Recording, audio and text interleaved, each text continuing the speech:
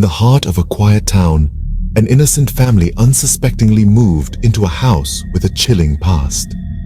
This town, with its quaint charm and hospitable folk, was a haven of tranquility, a perfect place to start anew.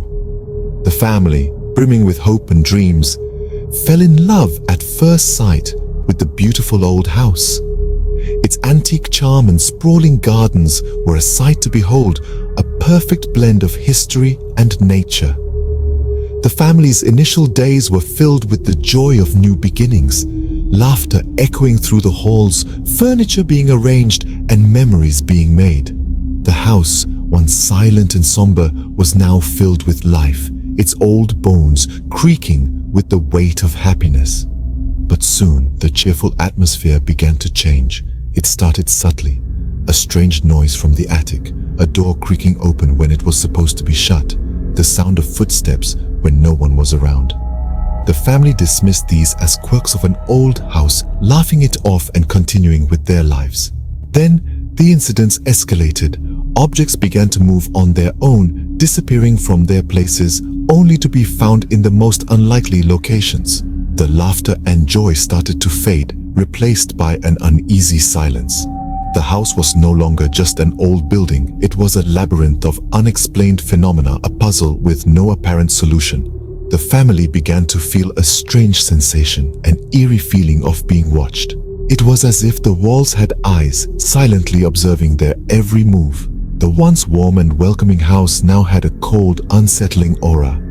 The beautiful old house was revealing a different side, a side that was hidden beneath layers of paint and time.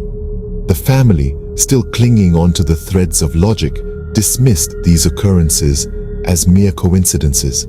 They were yet to realize the gravity of the situation, yet to understand that they were not alone in the house.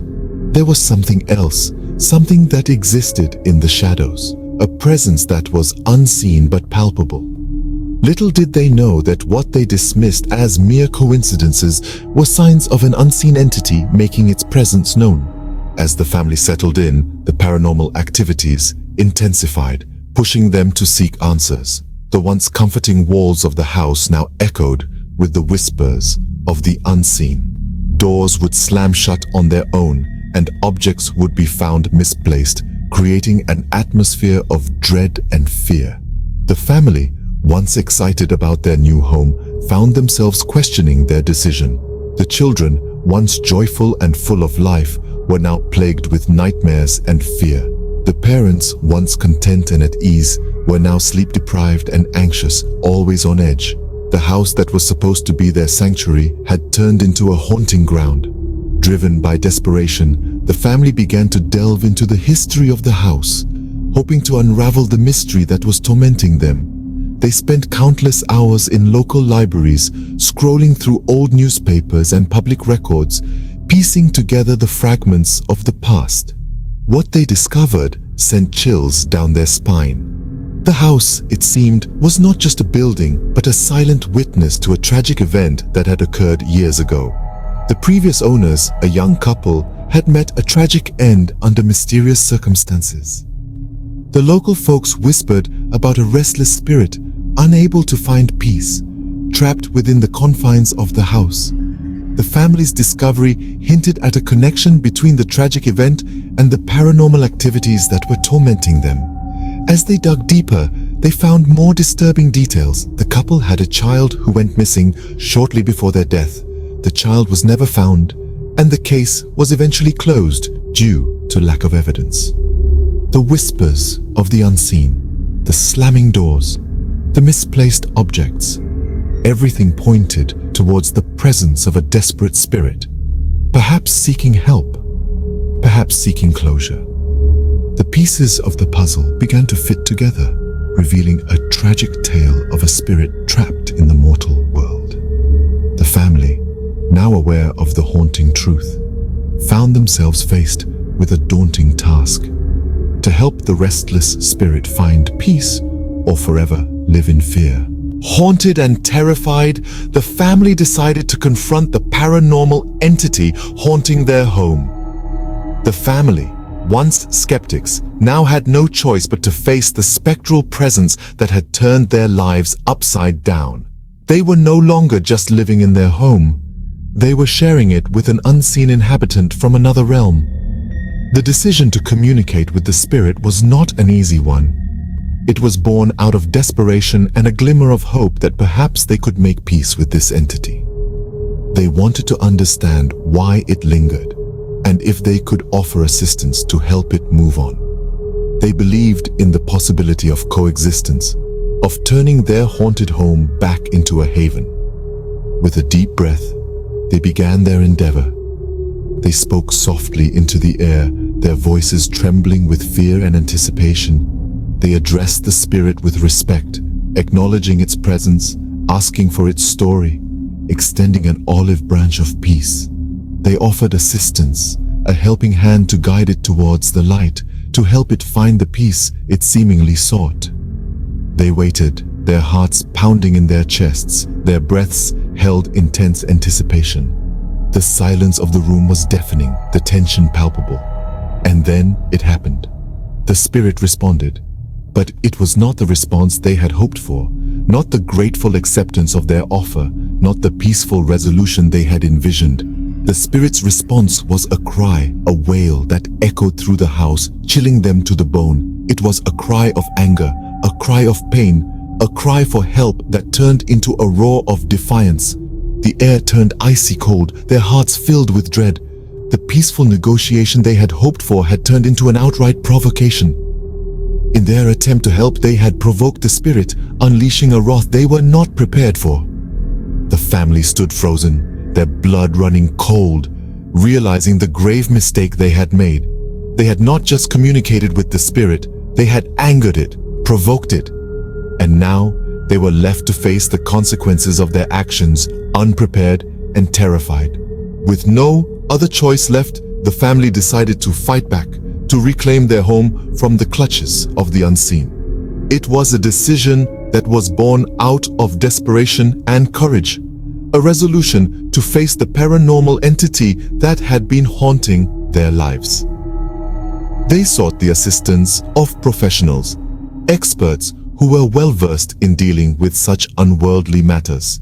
These were men and women who had dedicated their lives to the study and understanding of what lies beyond our mortal realm.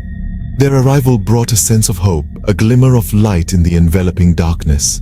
The exorcism was to be their final stand. The house, once filled with joy and laughter, now stood as a battleground between the living and the dead. The tension in the air was palpable. Every creak of the floorboards, every whisper of the wind sent waves of anticipation coursing through the room. As the exorcism began, the family stood firm, their hands clasped tightly together. They were united in their resolve, their determination fueling their courage. The professional leading the exorcism began to chant, his voice resonating through the silent house, challenging the unseen entity to reveal itself. The confrontation was a battle of wills. The living steadfast in their determination versus the dead, clinging to a world it had no place in. The air around them seemed to vibrate with intensity, the tension reaching a fever pitch. But the family stood strong, their resolve unwavering. They fought with all their might, their love for their home, for each other, giving them strength. Each word of the exorcism was a strike against the paranormal entity, a demand for it to relinquish its hold over their home. And then it was over. The house fell silent, the heaviness in the air lifting. The family, exhausted but triumphant, felt a sense of peace they had not known for a long time. Their home, once a place of fear, was now a symbol of their victory, of their courage, and their unyielding determination. In the battle of life and afterlife, it was life that emerged victorious. In the silence that followed, the family found their home at last. The tumultuous storm had passed, and in its wake, a tranquil calm took hold. The once foreboding walls, the echoing hallways, the menacing shadows, all had lost their terror. The family, once prisoners in their own home, now walked freely, breathing in the peace that had settled. The exorcism had done its work. The oppressive specter that had once lurked in every corner, every crevice, was no more. The chilling whispers, the phantom touches, the unseen presence, all had been swept away, leaving the air lighter, the light brighter. Every room, every nook, every cranny now felt safe, felt like home. But the memories of the horror that had unfolded, the terror that had gripped them, would not be easily forgotten. The sleepless nights shrouded in fear, the days filled with unease, the moments when they felt they were losing their minds, all were etched deep in their hearts, a stark reminder of the nightmare they had lived. Yet these memories, rather than breaking them, had made them stronger. They had faced the unseen, the unknown, the unimaginable, and they had emerged victorious. They had stood together, united against the darkness, and they had reclaimed their lives, their home. The children, once terrified, now played with abandon, their laughter echoing through the house. The parents, once fraught with worry, now smiled, their eyes sparkling with relief. The house, once a place of dread, was now filled with love, with warmth, with joy. Each creak of the floor, each gust of wind, each flicker of the light, no longer spoke of fear, but of courage. Each shadow, each whisper, each chill, no longer spoke of the unseen, but of the seen, the faced, the overcome. They had not just survived, they had thrived. They had not just endured, they had triumphed. They had not just lived, they had conquered. The house, once a place of fear, had now become a symbol of their victory over the unseen.